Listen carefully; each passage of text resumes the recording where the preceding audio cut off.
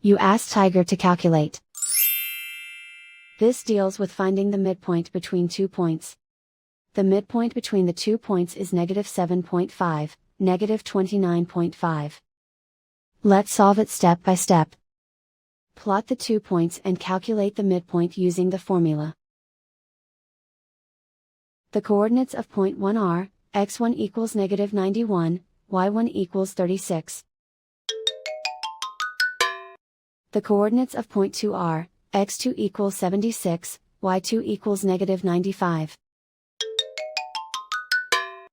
PM represents the midpoint of the 2 points.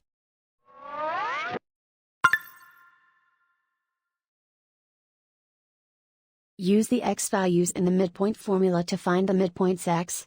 x1 equals -91. x2 equals 76.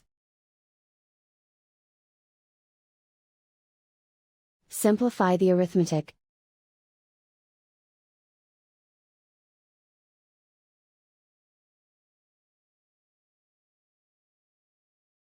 Use the y values in the midpoint formula to find the midpoints y. y1 equals 36. y2 equals -95. Simplify the arithmetic.